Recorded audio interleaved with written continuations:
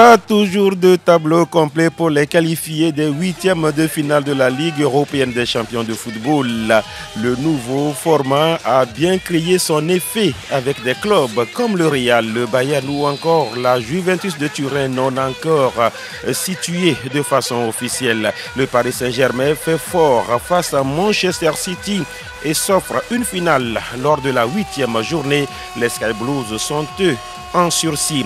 On décrypte la 7e et avant-dernière journée de la phase régulière de la Ligue européenne des champions de football avec bien sûr les spécialistes. La Ligue Europa est aussi prise en compte dans la première partie. La seconde fait place au mercato. C'est bien fait pour Randal Kolo Muani.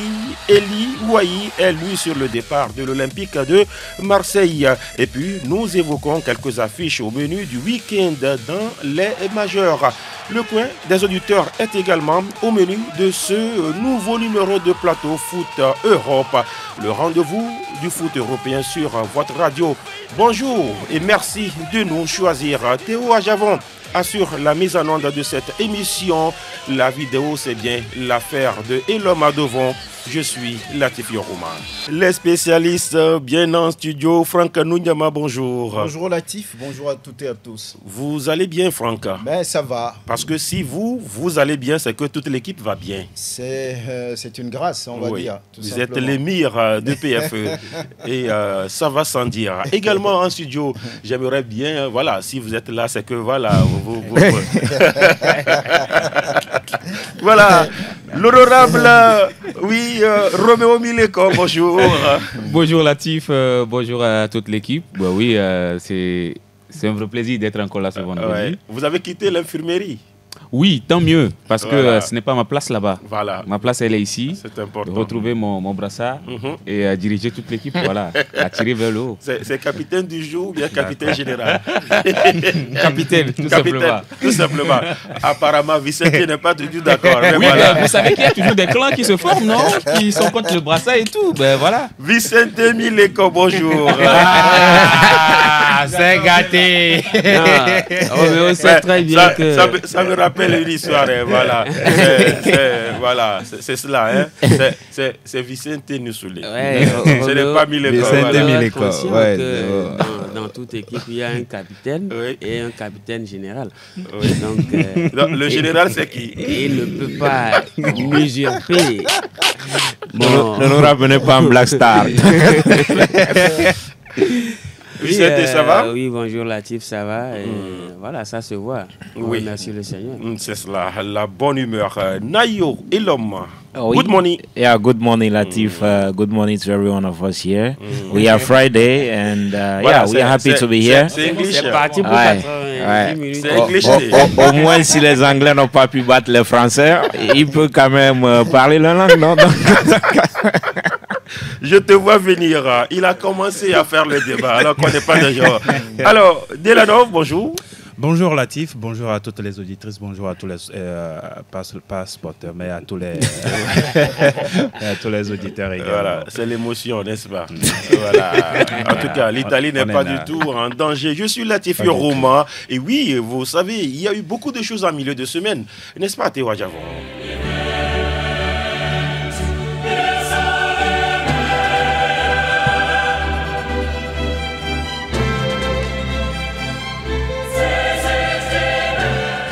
Nous sommes bien dans le studio Mensanyame, on n'est pas en Europe, mais c'est par la magie des ondes. On s'est transporté justement dans les jardins footballistiques de la Ligue européenne des champions de football. La 7e et avant-dernière journée de la phase régulière a été bien disputée, mercredi et mardi. Rapidement, les résultats de mercredi. Le Paris Saint-Germain a fait fort, 4-2 devant City. On en parle dans un instant. Le Real étrie Salzbourg, 5-1. Feyenoord également frappe 3-0 face au Bayern de Munich de Franck Nounyama. Et bien sûr également de Naïo. Non, vous pouvez ne pas. Le Shakhtar Donetsk domine Brest 2-0. 2-1 pour Leipzig aux dépens de Sporting. Le Sparta Prague perd à domicile 0-1 devant l'Inter. Arsenal 3, Dynamo Zagreb 0. Le Milan domine Girona 1-0. 1-0 également pour le Celtic Glasgow devant Young Boys. Mardi, déjà, Atalanta Bergame, avec un but bien sûr de Lookman, écrase Strumgrass 5-1. Monaco domine Aston Villa 1-0. 2-1 pour l'Atlético devant le Bayern dans un match totalement haché. Hein. C'était je ne sais pas si c'est de la boxe hein, dans cette rencontre-là. Le Benfica s'est débrouillé hein, pour se faire remonter. On va également parler de cette remontada du Barça. 5-4 pour les Blaugrana. Bologne 2, Dortmund 1. Bruges 0, Juventus 0. Ça ne gagne pas souvent comme souvent avec la maison de Delanove. Et puis voilà, Étoile Rouge qui perd 2-3 devant le PSV Eindhoven. Liverpool a gagné mais petitement 2-1 face à Lille. Et puis Slovan Bratislava qui perd devant Stuttgart. 1-3. On va s'intéresser à certaines affiches justement de ces 18 rencontres disputées. Paris Saint-Germain, City, ça a surpris quelqu'un sur ce plateau, ce score-là, Franck? Oui, puisqu'il y a quelques jours, on disait ici que Manchester City est en train de se réveiller, que le Paris Saint-Germain n'avait pas, on va dire, une grande chance face aux Citizens. Mais la dernière fois, on a vu tout le contraire, mené 2-0. C'est d'ailleurs la première fois sous l'ère qatari que le Paris Saint-Germain a réussi une telle performance. Donc, on a vu une équipe concernée, collectivement, tactiquement, et puis ils ont été solides dans la tête. Parce que là, il y avait la pression de l'élimination qui pesait sur eux. Et au-delà de ces difficultés, de l'émotion, de la pression qu'il y avait, les hommes de Luis Enrique ont pu renverser ceux de son ami Pep Guardiola. Donc, je pense que c'est la première fois que je vois un Paris Saint-Germain à élever aussi son niveau de jeu. Et la dernière fois, on ne va pas dire que c'est volé, c'est une victoire méritée. Et sur l'ensemble du match, je pense qu'ils sont à féliciter. Voilà, ils sont à féliciter les Parisiens. Ça fait 0-0 à la pause et puis 4-2, ça fait 6 buts. Ça a été spectaculaire. Roméo. Oui, en tout cas, c'est ce qu'on attendait de ce match-là. Quand on sait que les deux équipes n'aiment pas laisser le ballon, j'attendais ce match-là, franchement, sur le plan tactique, parce que je savais que ça allait tellement jouer. Mais la dernière fois, ce qui m'a, moi, un peu... enfin, pas surpris, c'est ce que je devais dire, parce que... Donc, vous n'avez pas été surpris par ce score-là? Oui, j'ai été surpris par le scénario, en fait. Mais dire qu'à l'arrivée, le Paris Saint-Germain a gagné... Ce n'était pas une surprise. Voilà, c'était pas surprenant. C'était deux malades qui s'affrontaient. Justement, c'était deux malades qui s'affrontaient et j'attendais justement cette bataille-là du milieu de terrain. Quand on connaît la force, la qualité de ce milieu de terrain de Manchester City et celle du Paris Saint-Germain, un tout petit peu inexpérimenté. Mais là, la dernière fois, on se rend compte que voilà, la jeunesse, l'inexpérience du côté du Paris Saint-Germain a pris le dessus sur l'habitude, l'expérience du côté de Manchester City. Et c'est à ce niveau que, pour moi, Pep Guardiola a perdu ce match. Sinon, après, bon, voilà, c'est toujours les mêmes mots dont souffrait Manchester City qu'on a vu la dernière fois. Vous pensez que ce milieu-là, il y avait du mieux par rapport à ce milieu? Le milieu aligné par Guardiola. Oui, c'est ce que je disais. C'était une surprise. Quand on voit Ilkay Gundogan, Kevin De Bruyne et Matteo Kovacic se faire avaler par cette jeunesse du petit Portugais et João Neves et le jeune... Zaïre Emery qui est sorti, qui a laissé sa place à Fabien Ruiz et tout ça. Je me dis quand même que c'était... Non, c'est plutôt Emery qui avait... C'est le contraire, voilà. Justement. Mes excuses. C'est un peu surprenant de voir que ce milieu du Paris Saint-Germain a avalé complètement. C'était du côté de Manchester City, ils étaient inexistants. Ils n'avaient pas aussi créé, ils n'avaient pas aussi inventé comme ils ont l'habitude de le faire. Et moi, quand c'est souvent comme ça, on ne voit pas une équipe de Manchester City très solide. Bernardo Silva qui n'a pas retrouvé ses échappes dans le temps et ça a pesé. Est-ce qu'on peut parler des choix forts aussi de Luis Enrique qui, par exemple, laisse Dembélé au départ, voilà, et puis derrière, il y a ces deux changements, même si oui, derrière, il y a 2 buts qui arrivent, mais quand même, non. Est-ce qu'on peut parler des choix forts du technicien espagnol? Parler des choix forts de... Pas un Barcola qui démarre, alors qu'en championnat, voilà, il est fantomatique sur la feuille de match. Non, mais je crois que Luis Enrique fait quand même du Luis Enrique tout simplement. En fait, je crois que sur le choix de Dembélé, il n'avait pas le choix. Dembélé était grippé, il n'était même pas sûr de jouer, donc c'est le. Il a été amené à le mettre sur le banc. Justement, et donc c'est la tenue de la rencontre qui fait qu'à un moment donné, il était obligé de le faire rentrer. Voilà. Et c'est lui qui fait partie quand même des artisans de voilà. C'est lui qui a réduit le score. Maintenant, parlant de Bradley Barcola, on sait qu'en début de saison, c'était ce joueur-là qui portait l'équipe, qui arrivait à marquer des buts. Et à un moment donné aussi, il était inefficace. Et Désiré Doué a pris sa place naturellement parce qu'on avait besoin des points, on avait besoin de victoires, on avait besoin de résultats. Il fallait faire, il fallait faire les choix forts et Bradley Barcola était un peu effacé. Maintenant, sur cette rencontre, Dembélé, qui était le dynamiteur dans l'attaque, n'était pas là, comme l'homme l'a dit. Il n'était même pas sûr de pouvoir disputer cette rencontre. Mais à la dernière minute, il a été inséré dans le groupe. Il fallait le laisser au banc pour le faire entrer, faire courir les défenseurs de Manchester City. Et c'est ce qui est arrivé. Vous avez vu, après avoir été mené 2-0, c'est une accélération de Bradley Barcola qui a permis... Ça a été waouh, hein. C'était super. C'était super, voilà. Ça a été supersonique. Il a déposé tout simplement son vis-à-vis pour aller mettre ce ballon-là en Après l'avoir déposé, il fallait courir. Et il a couru. Et il a fait toute la moitié du terrain, voilà. Il a fait. Et puis après, la passe... Glisser ce ballon-là en retrait pour Ousmane Dembélé. Et cet appel aussi, moi, je me dis quelque part... Mis à part un attaquant de fixation, ça aurait été très difficile pour un Ousmane Dembélé qu'on connaît très bien, quelqu'un qui est assez inefficace, de faire cet appel-là et de pouvoir mettre ce ballon au fond des filets. Sur ce coup, ils ont très bien fait le jeu et après, ils sont partis chercher cette victoire-là au tréfonds d'eux-mêmes parce qu'on sait très bien que Paris Saint-Germain, c'est ce club qui est taxé toujours de déficit mental. Mais dans cette rencontre-là, quelque part, oui, ils ont prouvé qu'ils peuvent aussi aller chercher une victoire au 100. Même si devant, c'est Manchester City qui ne va pas bien, mais on ne va quand même pas enlever le mérite de cette victoire-là au PSG. Il y avait un duel de tacticiens, on va dire. Est-ce qu'on peut dire sur ce match-là que voilà, Luis Enrique a battu Guardiola? Est-ce qu'on peut se permettre de le dire? Oui, on peut le dire. On peut le dire, d'autant plus que ce sont quand même deux des meilleurs techniciens du monde footballistique.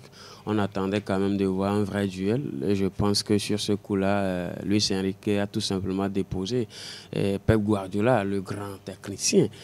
Déjà, même quand vous voyez le 11 de départ, déjà, moi, je prends le trio de devant du Paris Saint-Germain. Kangli, Bradley Barcola, Désiré Doué. Mais on dirait il y a 2 ans, en arrière, ce trio-là ne pouvait rien faire face à Manchester City. Donc je pense que c'est vrai que ça a été également des changements gagnants pour Luis Enrique, puisque même si Bradley Barcola fait partie des buteurs, les autres buts ont été marqués par des joueurs qui sont rentrés en cours de jeu, par exemple Gonzalo Ramos, Ousmane Dembélé. Donc je pense que le pari a été tout simplement gagnant pour Luis Enrique, le Paris Saint-Germain de Luis Enrique. Et donc voilà, cela démontre encore une fois le gouffre dans lequel Man City est en train de nager depuis un certain moment. Je me rappelle, Delanov disait que Man City n'était pas en crise. Bon, aujourd'hui, je ne sais pas s'il a changé de discours, mais c'est une réalité aujourd'hui. Je ne sais pas s'il se rappelle qu'il a une fois dit ça. Alors, et donc, c'est un hold-up parfait pour le Paris Saint-Germain. Maintenant, on attend de voir la dernière journée face à Stuttgart. Et Man City également va accueillir le club Bruges à domicile. Bon, je pense que c'est beaucoup plus probable. Aujourd'hui, Nayo, est-ce qu'on peut dire que c'est Paris qui redevient ce Paris qui candidate souvent pour le trophée, ou c'est parce qu'il y avait un Manchester City mourant? Pas mourant, même. Je connais sa position. Déjà, un Manchester City à la manque, j'ai envie de dire. C'était très faible en face. Il est déjà mort. Oui, mais quand vous voyez Manchester City, il continue de jouer. Quand je vois les équipes actuellement qui jouent la Ligue des Champions, ceux qui ne peuvent pas battre Manchester City, on peut les compter au bout de doigts. Quand vous voyez un De Bruyne, Roméo vient de le dire, c'est-à-dire un milieu, Bernardo Silva, De Bruyne et Kovacic. se fait manger par le jeu de Neves. Bah, mais il n'y avait même pas du pressing, même dans le contre-pressing, ça n'arrivait pas à récupérer la balle. Avant que City ne marque, c'était Paris qui avait le ballon. Justement, qui avait le ballon. Donc Paris a joué toute la rencontre. Moi, je n'ai pas vu quelque chose de nouveau chez le PSG, à part le fait d'être efficace également. Parce que souvenons-nous, le PSG face à l'Atlético, ils ont dominé toute la rencontre, mais c'est l'inefficacité à l'arrivée. À la dernière seconde. Face au Bayern, ils étaient présents, mais devant le but, ils n'y étaient pas. Donc ça fait que dans ce match, ils ont été efficaces. Des coups de Luis Enrique, je ne sais pas là où il a trouvé ça, mais depuis un certain moment, il fait quand même jouer Dembélé aussi comme un faux neuf. Et on voit que plutôt dans cette posture, Dembélé, il marque plus que un ailier, parce que là, il se retrouve devant très vite devant le but. Il n'a plus à faire tout ce parcours pour perdre en tout cas de l'énergie avant d'arriver devant le but. Et on l'a vu l'autre fois, City, c'était crier la faiblesse de cette formation l'autre fois. Donc, aujourd'hui, on ne peut pas, les mots du PSG sont toujours là, demeurent toujours. On ne peut pas dire que le PSG, avec ce résultat, est ressuscité parce qu'en face, souvenons-nous que face à des équipes où les milieux mettent un peu plus d'impact, le PSG a toujours eu d'énormes difficultés. Et donc, l'autre fois, il n'y avait pas d'impact. Donc, ça a permis au PSG de se balader. Il fallait quand même le faire, ils l'ont fait à l'arrivée, c'est très bien. On en parle peu, Franck Lunyama. Est-ce qu'on peut parler de remontada? Parce que là, écoutez, une équipe a mené 2-0, au final, ça fait 4-2. On en parle peu. Oui, c'est une performance à noter. Puisqu'on le dit, c'est la première fois quand même que le Paris Saint-Germain mené 2-0. A réussi quand même à renverser la situation. Ouais. C'est une performance dont on peut parler. Bon, remontada, oui, ils ont réussi quand même à revenir au score et puis après... Parce que mardi, il y a eu... voilà. C'est plus facile face à City ces derniers temps. Feyenoord l'a fait, Sporting également l'a fait. C'est notable. C'est notable ce qu'ils ont fait la dernière fois. Donc, moi, je me dis que Pep Guardiola et puis Luis Enrique, c'est des amis, ils se connaissent parfaiement.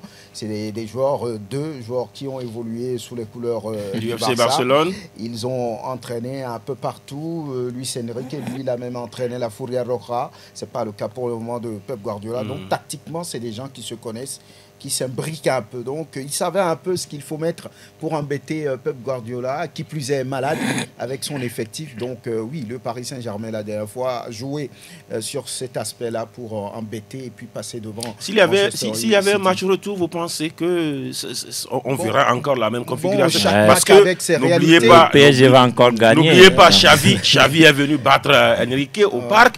Bon, on sait, la suite, on la connaît. Chaque match avec ses réalités, on ne peut pas parier que, oui, automatiquement, le Paris Saint-Germain va pouvoir répéter les gammes.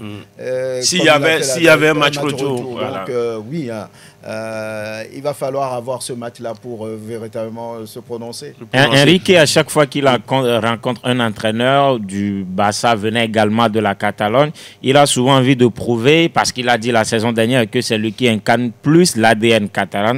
Et on l'a vu face à Xavi, il avait abordé la rencontre avec déjà dans son discours tout, et également face à Guardiola. À chaque fois qu'il croise Guardiola, voilà, il essaie de tout mettre pour le gagner. Pour l'instant, c'est 3-2 pour lui, 3 victoires pour lui, 2 pour Guardiola. Donc pour l'instant, il essaie quand même de confirmer ce qu'il veut nous faire croire. À niveau. Voilà. Alors, Paris Saint-Germain redevient candidat pour la C1. Non, Vicente, pour la Ligue 1. Pour la C1, non. Non, on parle de la C1. Non, logiquement. Mais quand vous battez un ancien vainqueur, c'est que vous avez le niveau des vainqueurs. Pas forcément. Les gens ont battu le Real.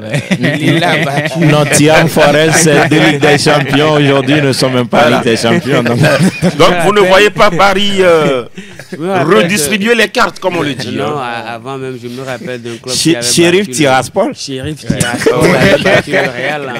Sheriff Fatou, c'est ça, non? Mais après, on l'a pas trouvé. Donc, je pense que Batman City ne donne pas forcément la garantie de crédit au Paris Saint-Germain. Pour le Paris Saint-Germain de prétendre aller au Graal final. Mais je pense que c'est un pas. C'est quand même un pas qui fait du boom au mental, parce que gagner Guardiola, c'est vrai, c'est au Parc des Princes. Je pense.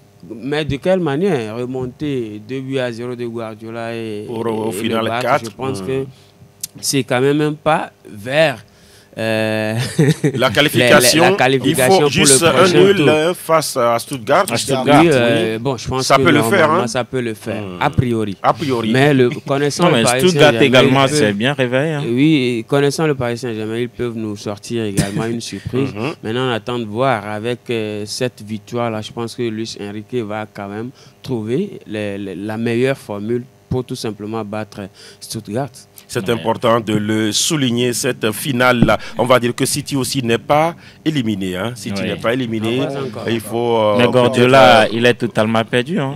Son body language, tout, quand vous le voyez. Voilà, c'est une équipe qui n'est plus là, mais elle est mourante, elle n'est pas encore à la morgue, comme on le dit. Voilà, une équipe aussi s'est remis bien dans le sens de la marche. C'est bien le Real de Madrid, 5-1. C'est une victoire sans histoire. Hein. Un banc pour le Real aussi. Non, c'est face à Salzbourg. Non, je pense que c'est toute une table pour le Real Madrid. Non, mais quand même, il faut. Oui, c'est une victoire. Le Real en avait besoin parce que les merengues étaient dans le dur. Se retrouver à ce niveau du tableau, ce n'était pas prévu dès le départ. Donc, je pense quand même que c'est une victoire qui va quand même faire du bien, même si c'est face à Salzbourg. Et un peu, je pense, l'épine encore dans le pied du Real Madrid, c'est d'avoir encaissé ce seul but-là. Voilà. Et quand on prend Salzbourg qui a encaissé des buts, mais qui n'a jamais marqué contre les autres équipes. Face à Brest, ils n'ont pas marqué. Voilà, ils n'ont pas marqué. Et c'est face au Real qu'ils ont marqué. Ça veut dire quand même que cette défense du Real... Sinon, Asensio était quand même là. Un petit problème. Oui, mais Asensio, il était irréprochable dans ce match-là. Ouais. Tu ne vas quand même pas me dire que c'est... Non, je dis qu'il était là. C'est juste faire savoir qu'il était là. Voilà, mais non, mais ça veut pas dire que vous pouvez aller ressusciter les Vidic, les Ferdinand et tout. Bien sûr. Vous allez voir que cette défense-là, elle a été modifiée au cours du match. Alaba est rentré, Fede Valverde a joué dans le couloir et tout. Donc, c'est quand même une petite expérience face à un club qui se cherche aussi. Et là, le Real, je ne dirais pas que... C'est tout ce qu'on demande à Carlo Ancelotti. Oser un tout petit peu, donner la chance à ceux-là qui le méritent. C'est ce qu'on a vu la dernière fois. On va tirer des leçons de ce qui s'est passé. Bon, voilà. Vinicius a retrouvé peut-être le chemin filé. Avec la confiance.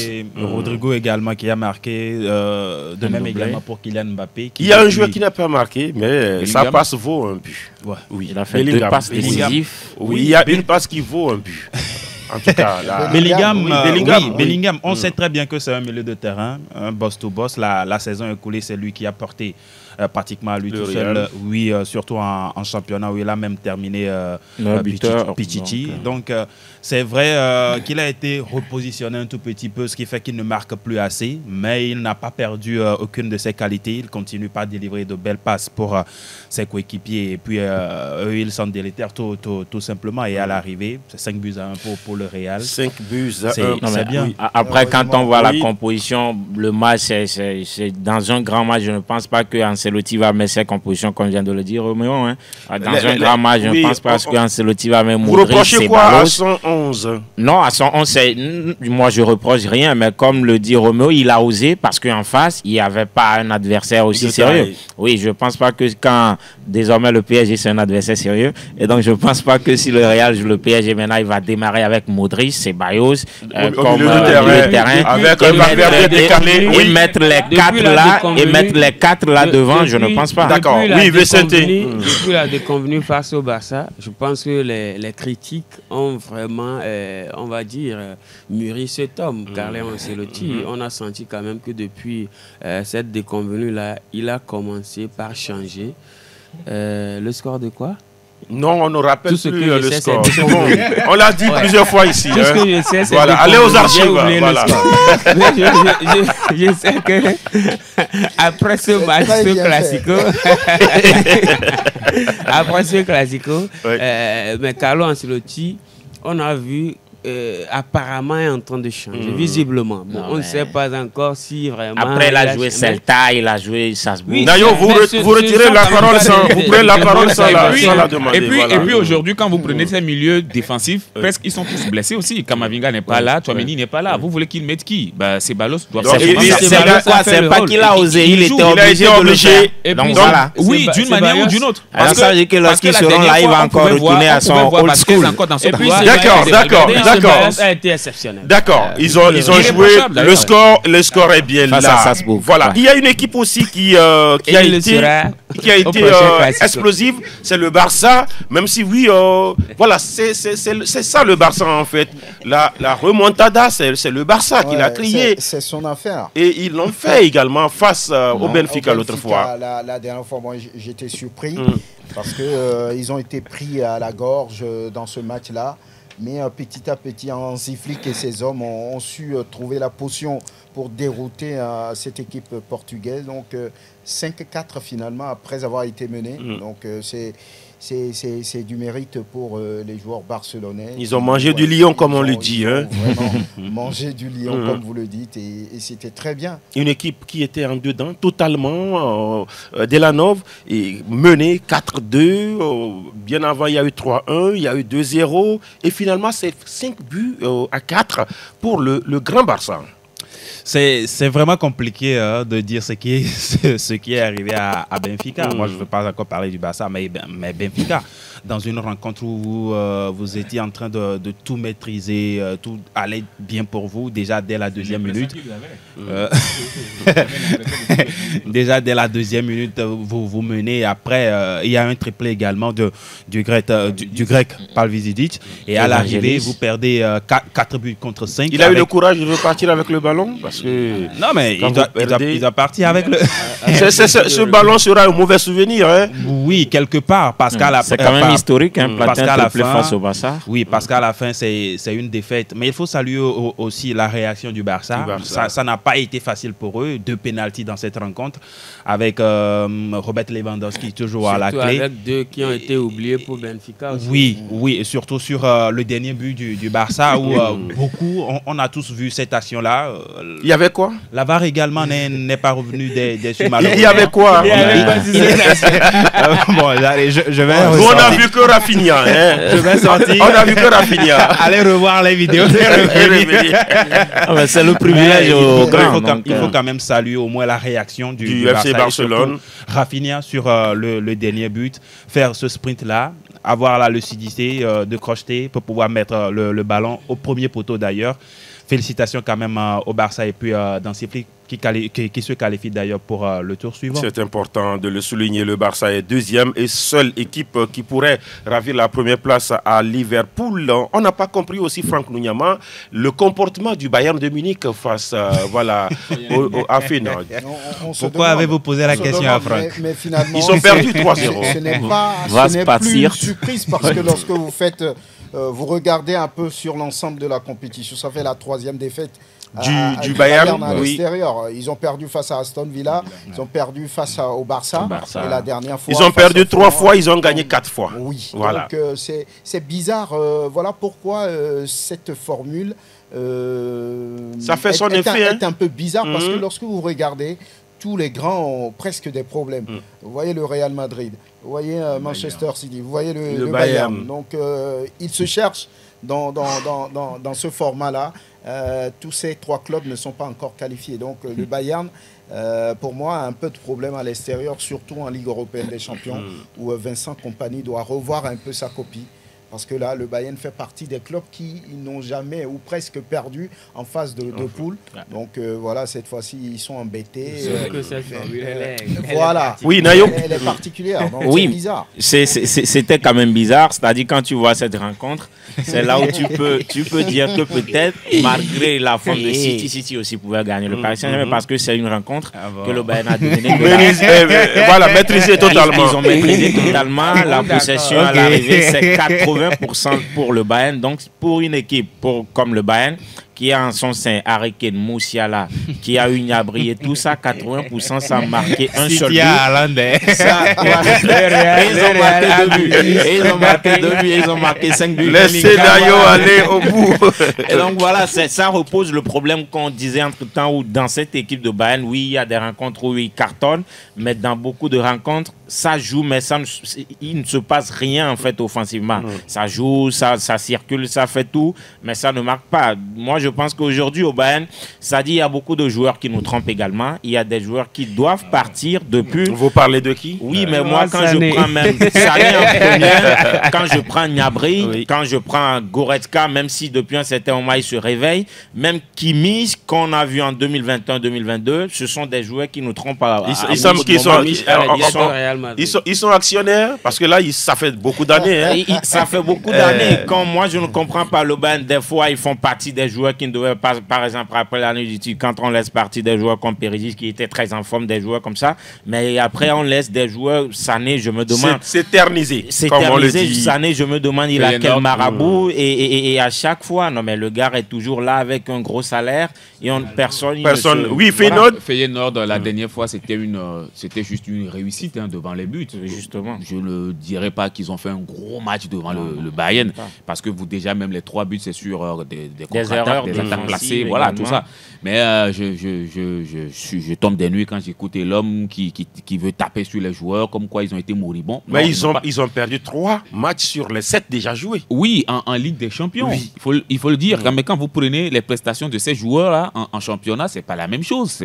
Ils sont leaders. Bien sûr. Mais moi, je dis ça veut dire que donc les joueurs du Bayern aujourd'hui sont faits pour être bons en championnat et non pas être bons sur le plan. Quand tu t'appelles Bayern Munich, tu veux être bon sur l'Europe. Je ne demande pas d'être bon en championnat. Oui, d'accord. Nayo, laissez Roméo. Nayo est l'homme, s'il te plaît. Oui. Ce n'est pas ce que je veux dire. Je veux tout simplement dire que le match, la dernière fois, s'est joué sur des petits détails. Les petits détails que les joueurs du Feyenoord ont bien maîtrisés. C'est tout. C'est tout. Sinon, le Bayern était dans son élément, sauf que ils ont eu en face. Vous les voyez favoris, par exemple, pour le sprint final? Oui, je pense quand même qu'ils vont se qualifier. Je pense quand même qu'ils vont aller. Ils sont au minimum barragistes. Voilà. Ils vont quand même se qualifier sans souci. Maintenant, devant, face aux gros, c'est un Bayern qui... Les gros, pour vous, c'est qui cette saison? Les gros, par exemple, c'est un peu Liverpool, c'est un peu le Barça, c'est un peu le Real, quoi qu'on dise. Ils sont collés et tous. Ils ont le même nombre de points. Voilà. Ils sont 12 points. Justement. 15e Bayern, 16e Real. On va juger le Bayern face à ces clubs-là. Il y a eu un match également où il y a eu du Djougou, comme on le dit. C'était l'Atlético contre le Bayern. Franck Nouyama, au final, 2-1 quand même pour les Colchoneros. Oui, c'est bien comme résultat pour les Colchoneros qui avaient quand même besoin de s'affirmer, parce que là, vous savez qu'en championnat, ils ont déjà perdu le fauteuil.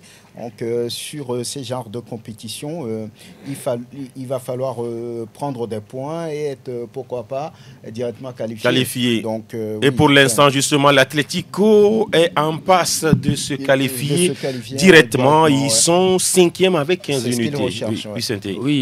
Bon, naturellement, ils devraient se qualifier directement parmi les 8. Parmi les 8, justement. Il y en a également qui devraient se qualifier. Logiquement. Parce qu'actuellement, le Bayern aussi est 8e avec 13 points. Oui, mais je pense qu'à la dernière journée, beaucoup de choses vont changer. Les cartes vont être redistribuées. Sur les 18 matchs, il y a 16 matchs qui seront décisifs. Non, mais Brest, quoi qu'on dise, au minimum, ils sont barragistes. D'être barragistes, donc je pense qu'ils... Oui, mais ils peuvent être 17e comme le dit Roméo. Mais il faut également mettre la lumière sur ce joueur, Julian Alvarez, qui a été réalisé un doublé. Phénoménal, qui a réalisé un doublé in extremis sur ce match-là. Surtout face à un Bayer Leverkusen qui est en pleine forme. Et l'homme ne peut pas dire le contraire. Non, il a déjà dit, le contraire. Non, j'ai pas dit le contraire. Sur le Bayer Leverkusen. Vous parlez du Bayer. D'accord. Qui a posé beaucoup de difficultés à cette équipe de l'Atlético de Madrid. Même si à la fin, ils ont perdu. Qui aussi est imprévisible. À la dernière journée, peuvent nous sortir quelque chose. On retiendra tout simplement que voilà, les 8 meilleures équipes pour l'instant, c'est Liverpool, Barcelone, Arsenal, l'Inter, l'Atlético, l'AC Milan, l'Atalanta et le Bayern. Leverkusen, les clubs français sont quelque part dans le ventre mou. 10e Monaco, 13 points. 12e Lille, 13 points. 13e Brest, 13 points, ça va carburer pour le compte de la dernière journée. Brest va jouer contre le Real de Madrid. Hein. Voilà. Il y aura Paris Saint-Germain contre... j'ai oublié de souligner, le Paris Saint-Germain est quelque part 22e avec 10 unités. On aura parlé de la Ligue des Champions.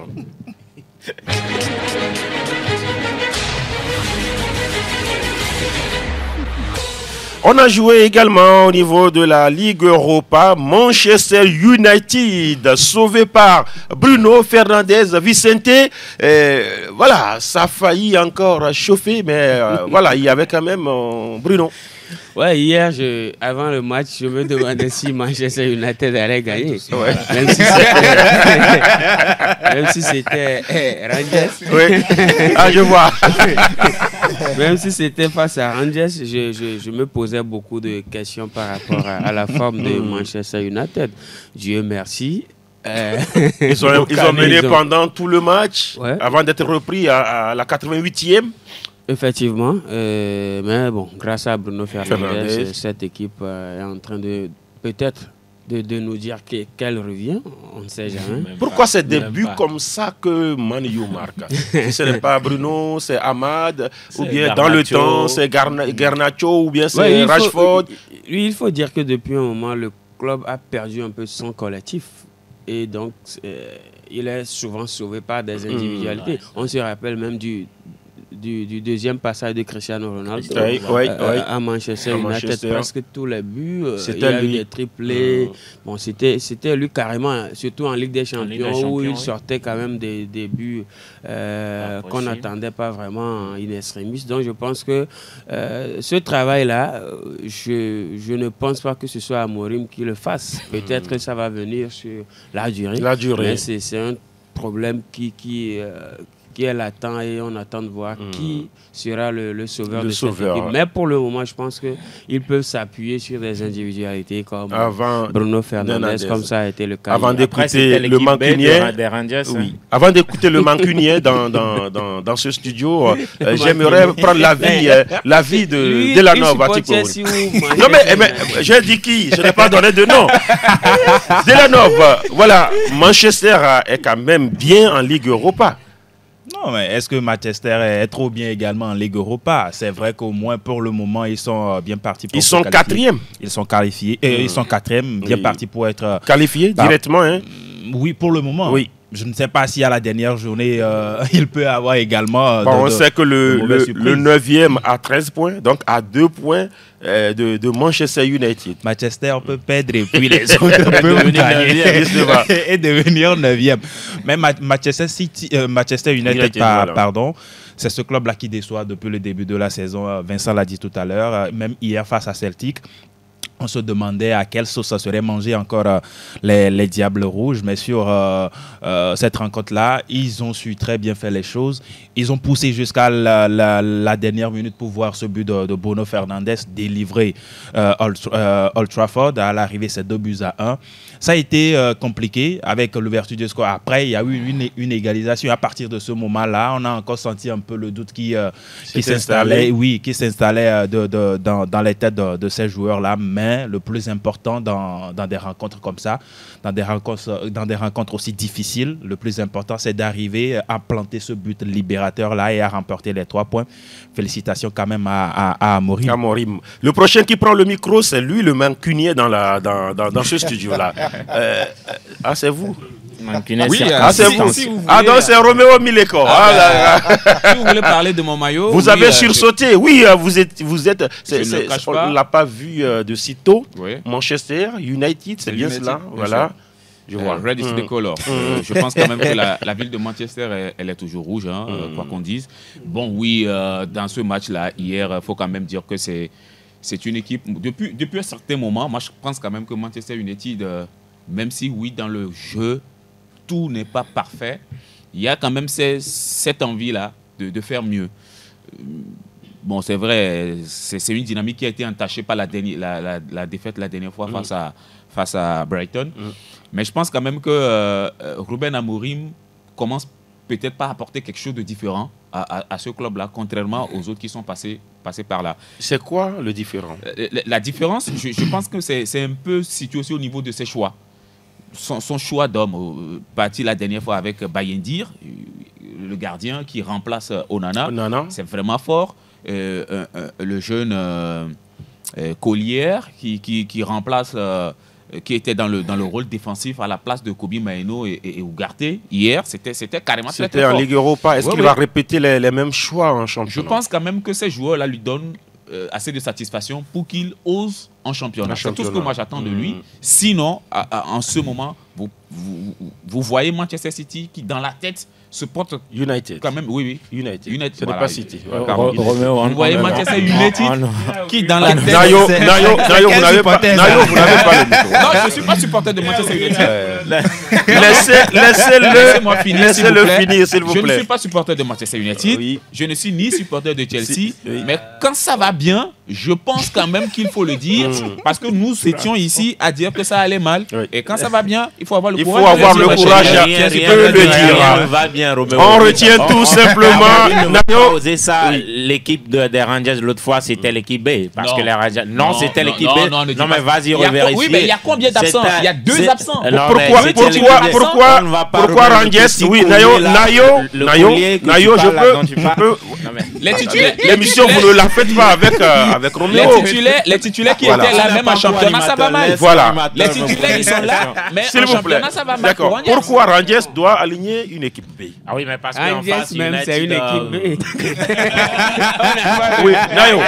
Pourquoi, ma question, pourquoi Rangers doit aligner une équipe B? Oui, mais parce qu'en face, ils savaient qu'il n'y avait pas tellement de danger. Et quand vous avez une équipe de United... Pas de danger. Ils sont déjà éliminés. Manchester United, là. Comment tu peux dire que... Rangers est déjà éliminé. Rangers n'est pas encore éliminé, mais United... Mais pourquoi ils doivent mettre une équipe B? Voilà, c'est la preuve que... Peut-être qu'ils ont tourné. Non, sois sérieux quand même dans nos analyses. Parce qu'ils savaient qu'en face, ils allaient jouer contre... Parce qu'il a dit, Amorim aussi a tourné. Onana n'a pas commencé le match, par exemple. Donc tu vas me dire que Bayendi n'a pas fait un bon match hier, c'est ce que tu vas me dire? Tu vas me dire que Martinez n'a pas fait un bon match? On vous a compris, d'accord. Est-ce qu'il va le faire face à Brentford? Oui, Franck, oui. Peut-être qu'il a tourné. Les titulaires dont il parle, ils sont là, mais Rangers n'est pas à un bon niveau en championnat.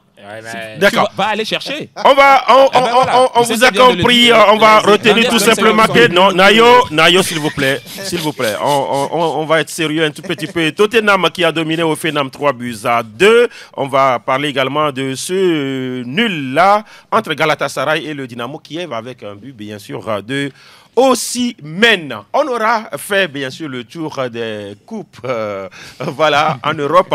On va évoluer, Tewaja. Nous sommes en plein mercato. Randal Colombani est bien italien. Et c'est bien cela, Dela? Il est toujours français.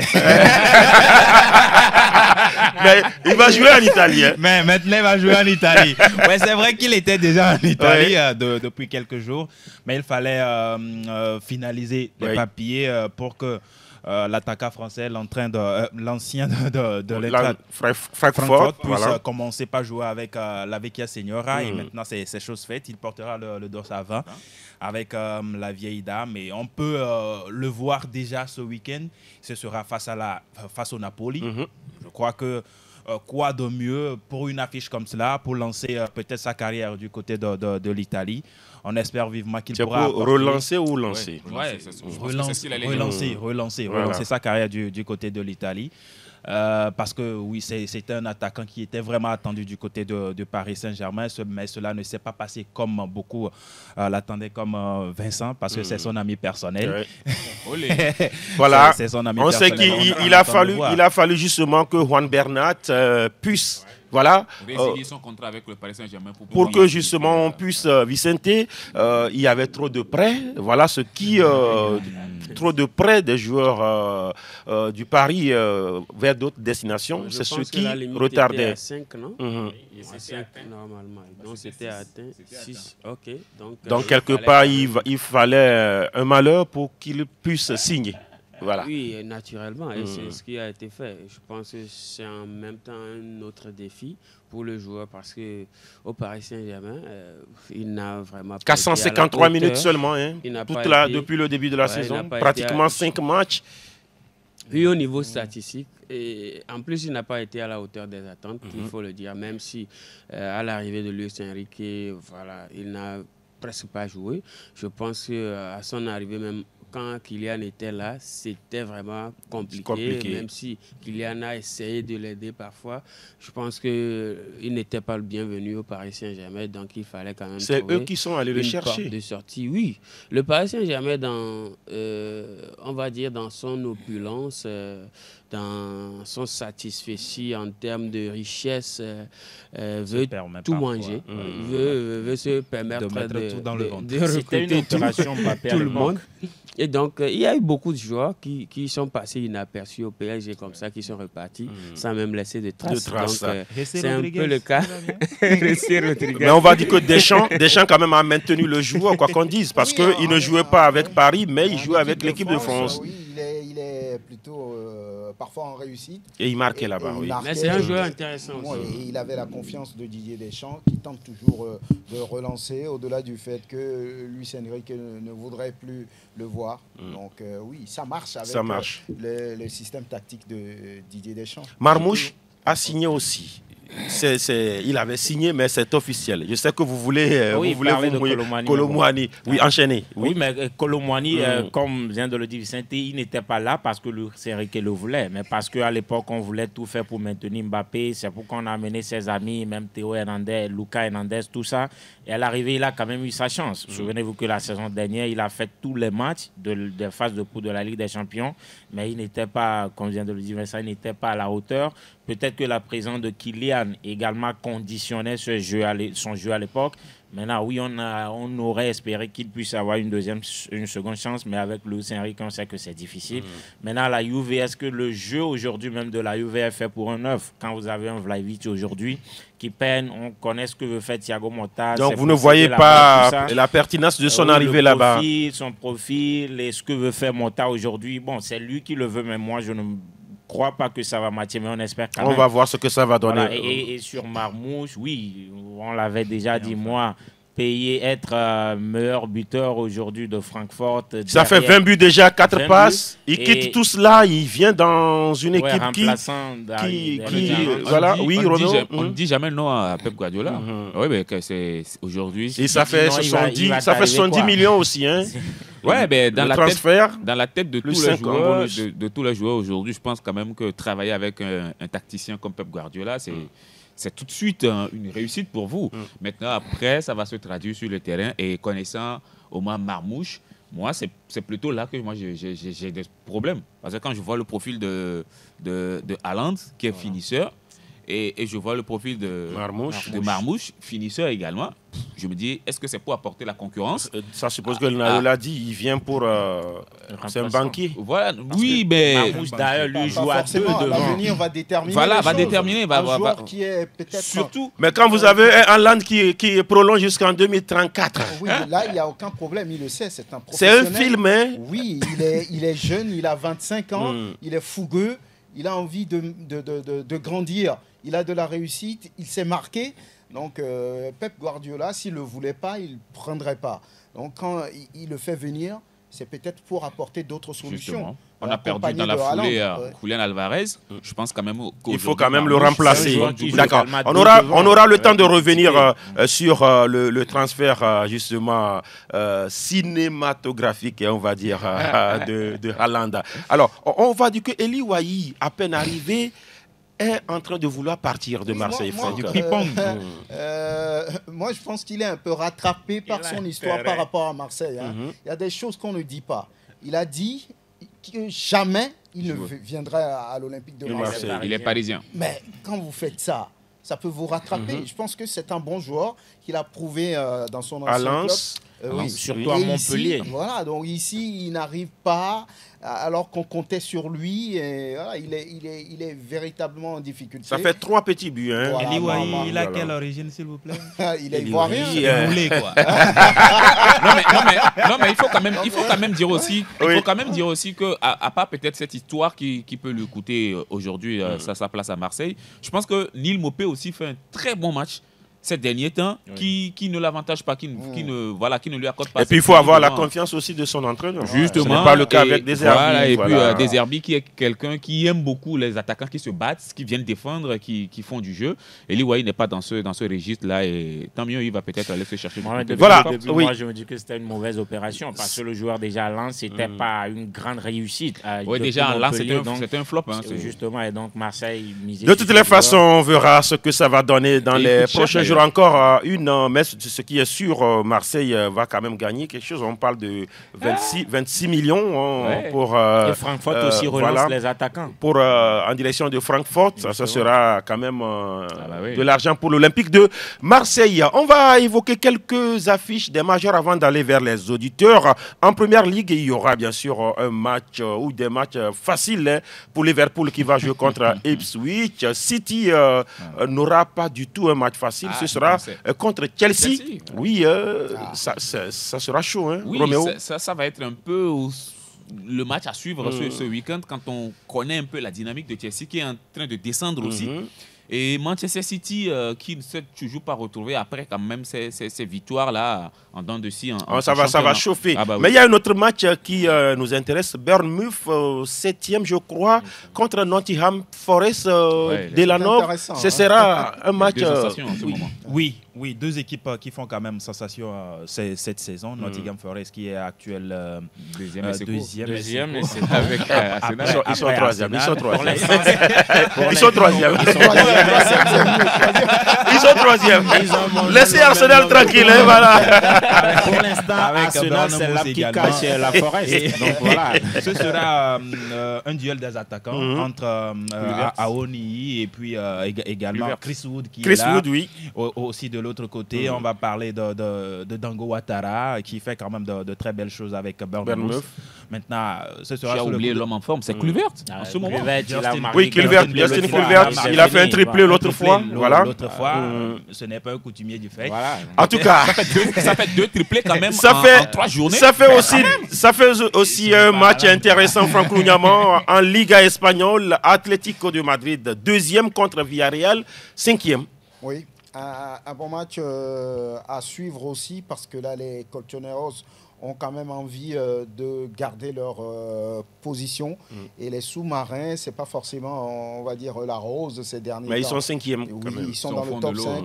Mais bon, on verra bien qui prendra le dessus. Mais j'ai envie de dire que les hommes de El Cholo sont favoris dans ce match-là. On va dire tout simplement que ça démarre cette 21e journée aujourd'hui avec Las Palmas qui joue contre Osasuna. Match facile pour le Barça contre Valence, 19e. Le 20e, Valladolid joue contre le Real. C'est des matchs faciles. En Série A, Como joue contre l'Atalanta. C'est Como qui a gagné 4 places l'autre fois après avoir écrasé, je pense, le Hellas.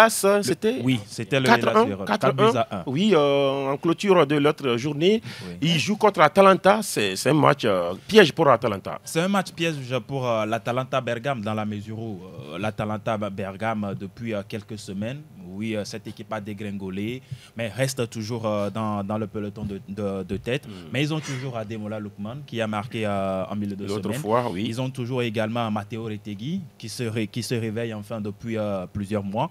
Maintenant, on sait que dans des rencontres comme ça se joue sur des détails. Une équipe qui trouve des occasions et les met au fond des filets sort quand même vainqueur.